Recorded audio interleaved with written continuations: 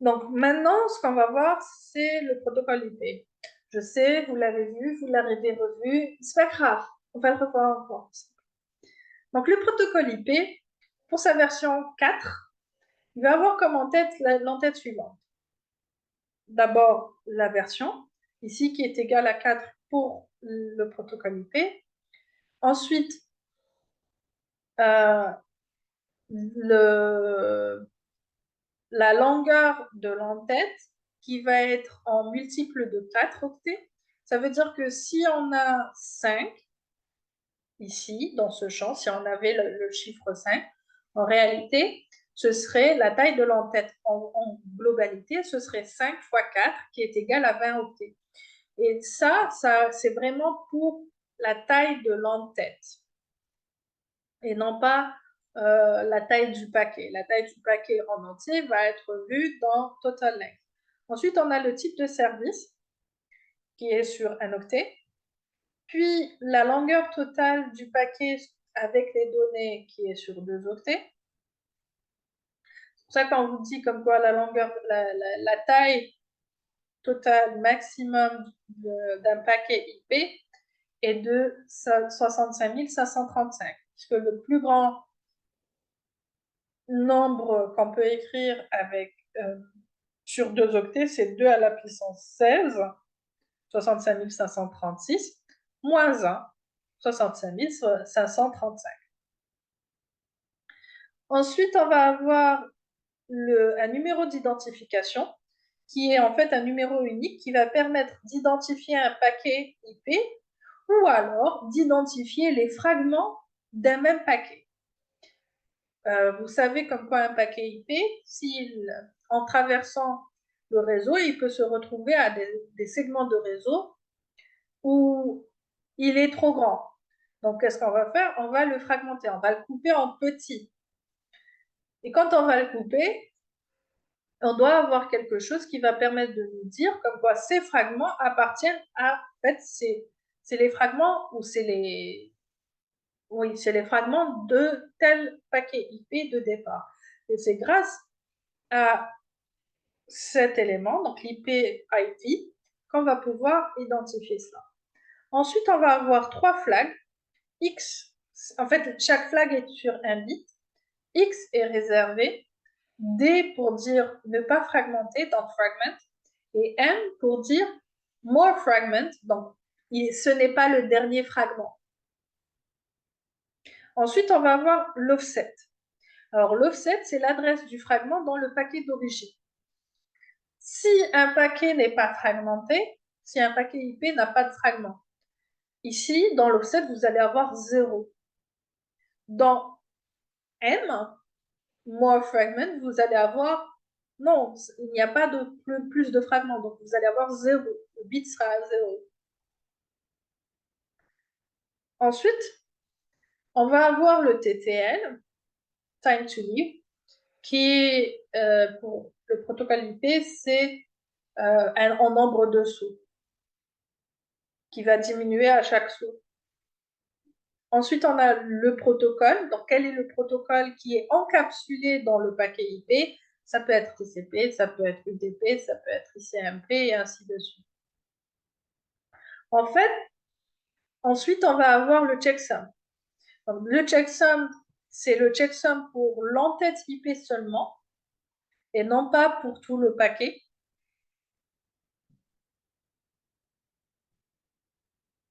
Puis, on aura l'adresse IP source qui est sur 4 octets, l'adresse IP destination qui est sur 4 octets, et enfin, les options possibles.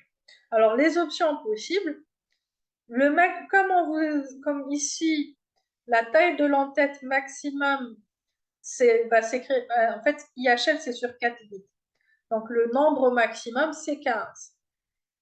2 à la puissance 4, ça fait 16, 16 moins 1, 15. Donc, 15 fois 4, c'est la taille maximum de l'entête. 15 fois 4, ça nous donne 60 octets. Donc, les options, le maximum qu'il peut y avoir, la taille des options au max, c'est entre 0 et 40 octets.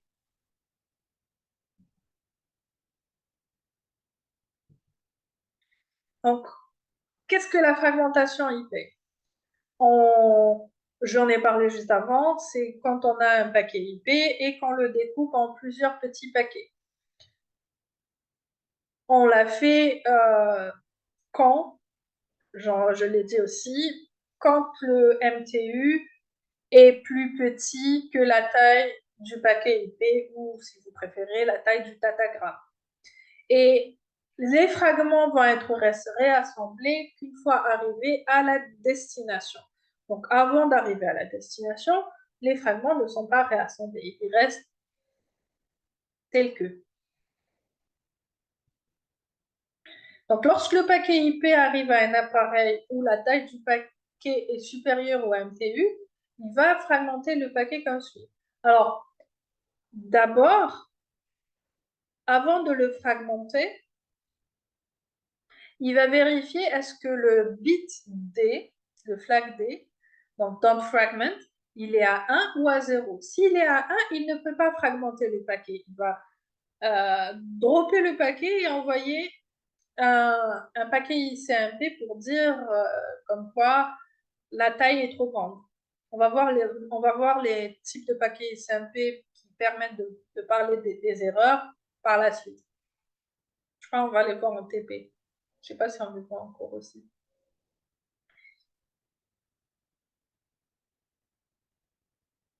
Donc, si le bit dans fragment il est à 0, on va pouvoir faire la fragmentation. Donc, ce qui va se passer, l'appareil va diviser les données en un nombre de paquets requis pour l'envoi réussi des données. Ensuite, le total length header, il est recalculé, il va être modifié.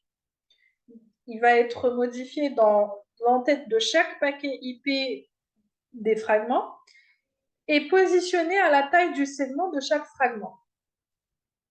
Ensuite, le bit MF, il est mis à 1 sur tous les fragments, sauf le dernier, puisque MF, qui dit more fragment, plus de fragments, quand on arrive au dernier fragment, il n'y a pas plus de fragments, c'est lui le dernier.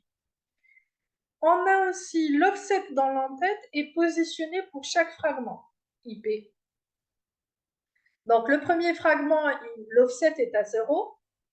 Ensuite, le fragment suivant, son offset est à finalement la taille du fragment, des données du fragment précédent, et ainsi de suite.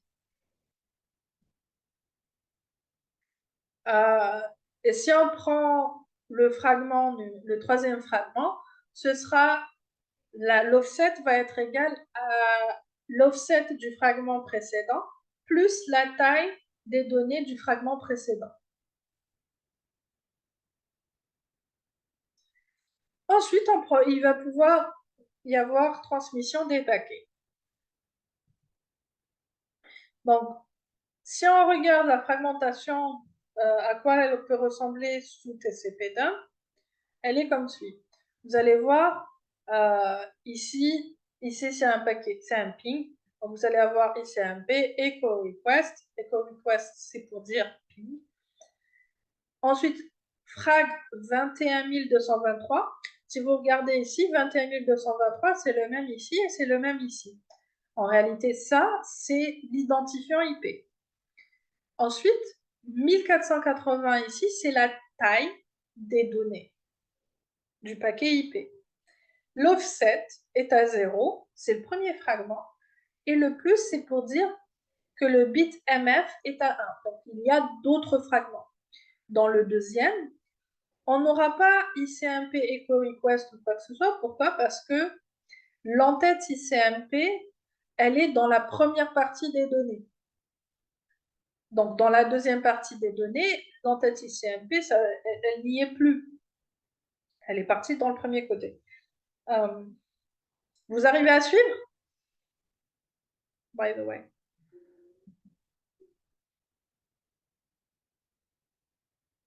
Je considère que oui, si j'ai pas de réponse. Ensuite, le deuxième fragment, si ici on a l'offset était à 0 et que la taille des données était de 1480, dans le deuxième fragment, la taille des données, donc l'offset est à 0, le fragment précédent, plus la taille des données du fragment précédent, donc 1480. Et la taille des données de ce fragment, c'est 1480. Et comme ce n'est pas le dernier fragment, on a le plus pour dire more fragments. Dans le fragment suivant, on va avoir l'offset, c'est égal à l'offset précédent, plus la taille des données, donc on est à 1480 plus 1480, ça veut dire 2960. La taille des données de ce fragment, 1048 octets, et on n'a pas de plus. Ça veut dire que c'est le dernier fragment, puisque le bit ou le flag MF est égal à 0.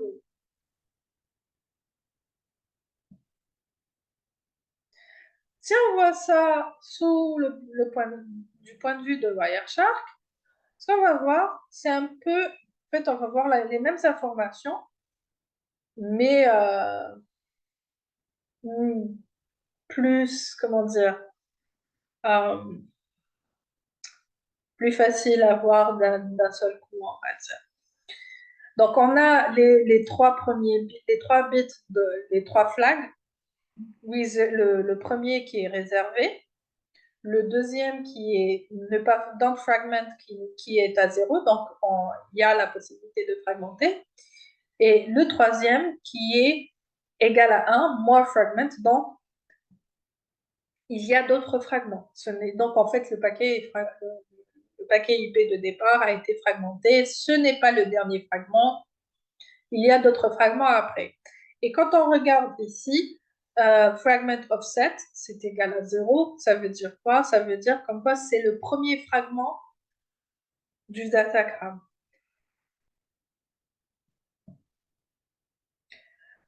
Par rapport, si on regarde aussi là, alors avant de continuer, les données, la taille des données, c'est 1480 octets. Le deuxième fragment, il va avoir les mêmes bits pour les flags. La taille, tout à l'heure, c'était 0. En fait, pardon. L'offset tout à l'heure du premier fragment, c'était 0. La taille était de 1480. Donc, l'offset pour ce fragment, c'est 0 plus 1480. Donc, on est à 1480. Et la taille des données, c'est 1480 octets de ce fragment. Et comme ce n'est pas le dernier fragment, ça veut dire qu'on s'attend à un autre paquet.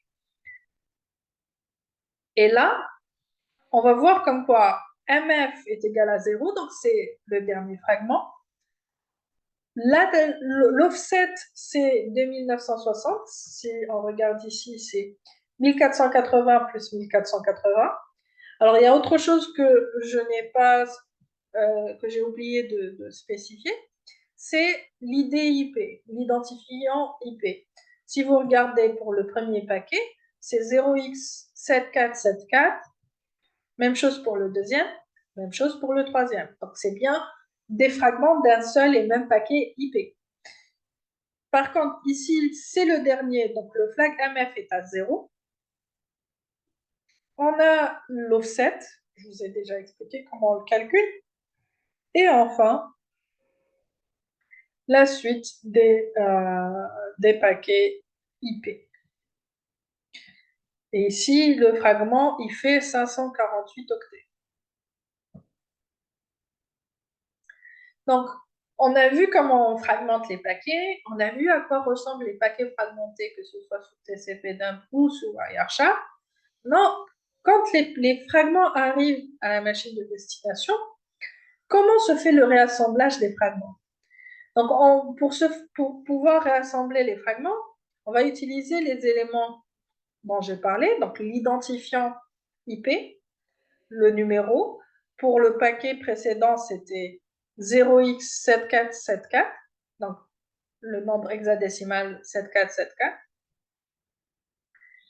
Ensuite, chaque fragment, donc tous les fragments d'un même datagramme doivent avoir un numéro d'identification de fragment commun. Ensuite, chaque fragment doit avoir sa place dans le paquet non fragmenté d'origine. Puis, chaque fragment doit donner la longueur des données transportées par le fragment. Et chaque fragment doit savoir si d'autres fragments le suivent ou non. Et ça, c'est grâce au flag MF.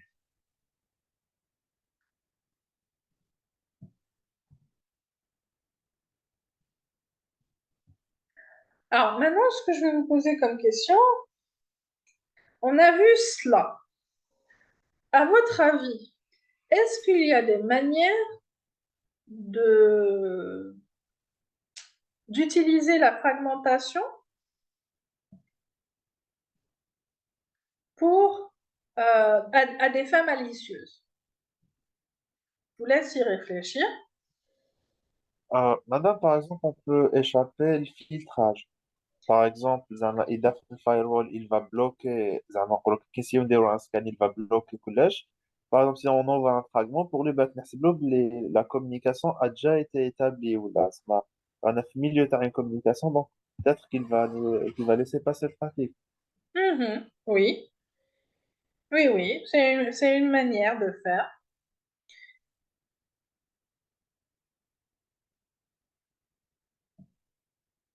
Donc, en fait, la fragmentation malicieuse, on va pouvoir l'utiliser pour justement éviter le filtrage, puisqu'on peut fragmenter les paquets avec, par exemple, les commandes qu'on veut cacher au milieu, fragmenter le paquet, les données, et donc ne pas tout avoir dans un seul et même paquet, et donc éviter d'être détecté. Alors, ça fonctionne avec les éléments de sécurité qui ne vont pas réassembler avant de faire la détection, par exemple. On a aussi, alors ici, ce qui a été fait en utilisant Nmap, c'est la fragmentation d'entête. Donc, c'est l'entête TCP qui a été fragmentée. Vous allez avoir le premier fragment est sur 16 octets. Le deuxième fragment est sur, elle commence à partir du 16e octet et il est sur 4 octets, par exemple. On a aussi une autre manière de faire, c'est ce qu'on appelle le teardropping. Le teardrop, c'est quoi? Regardez ces deux paquets et dites-moi c'est quoi qui pose problème, à votre avis. Il y a un chevauchement entre les deux paquets. Exactement. Il y a un chevauchement entre les deux paquets. Donc, le premier paquet, le premier paquet, son offset est à 0 et la taille des données est de 36 octets. Le deuxième paquet, si on regarde, c'est toujours le même fragment, hein, 242, 242. Le deuxième paquet, l'offset devrait commencer à 36. Mais ici, elle commence à 24. Ça veut dire quoi? Ça veut dire que quand il va y avoir réassemblage, alors, un instant, je vais essayer. Est-ce que c'est pas tout à l'heure?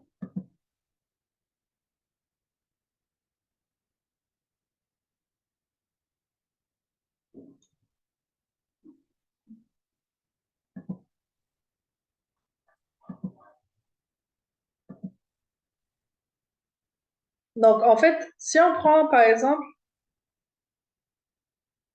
ça, c'est le fragment en entier.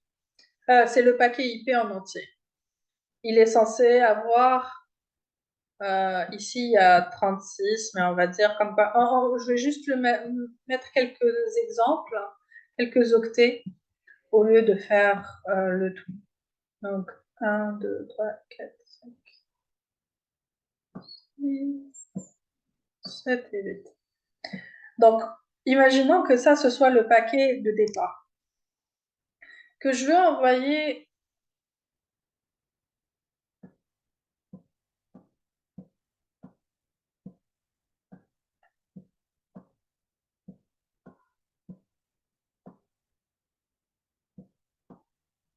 mon attaque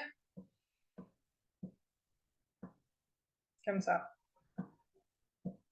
Donc, qu'est-ce que je vais faire? Euh, si je sais comme quoi l'attaque, comme elle est mise comme ça, elle va être découverte par les éléments de sécurité. Parce que c'est un pattern, il y a des règles qui permettent de détecter cette attaque. Qu'est-ce que je vais faire? Je vais prendre euh, oups, non, mince.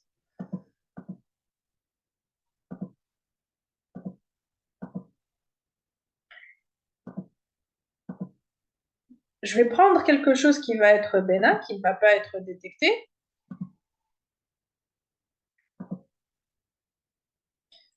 Je vais modifier ça.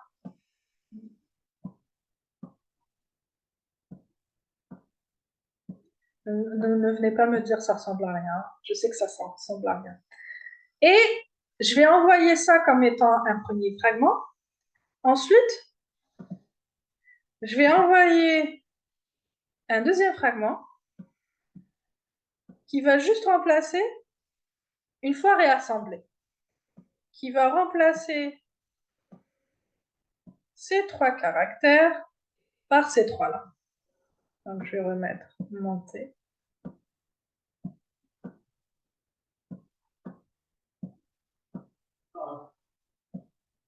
Et donc, quand les deux éléments vont passer par exemple, un IDS, si l'IDS ne fait pas de la IDS réseau, si cet IDS ne va pas faire de réassemblage, qu'est-ce qu'il va voir? Il va voir cette première partie, il n'y a aucun problème. Il va la laisser passer. Il va voir ce deuxième fragment, il n'y a pas de problème, il va le laisser passer. Quand ces deux fragments vont arriver à destination, qu'est-ce qui va se passer? Alors, le premier fragment arrive, ok. Quand le deuxième fragment arrive et qu'il va y avoir réassemblage. Donc en réalité, cette partie-là va écraser la première partie.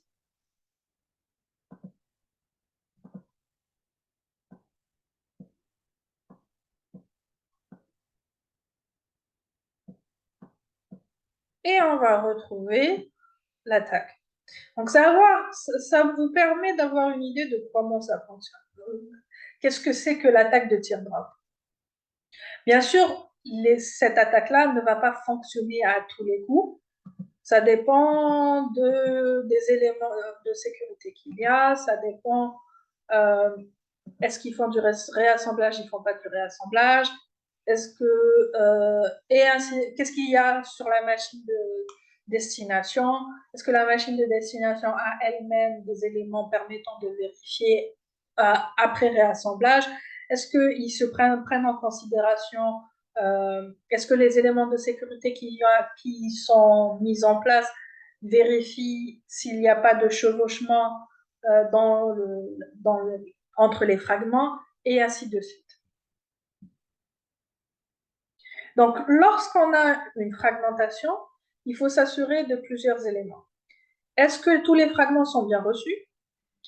Est-ce qu'ils sont bien formés? Il n'y a pas de chevauchement. Est-ce que la taille du datagramme réassemblé reste inférieure à 65 535? Et vérifier qu'il n'y a pas d'entête de protocole fragmenté, comme on a vu au départ, dans les exemples de fragmentation malicieuse. Donc, est-ce que vous avez des questions avant de passer au protocole ICMP?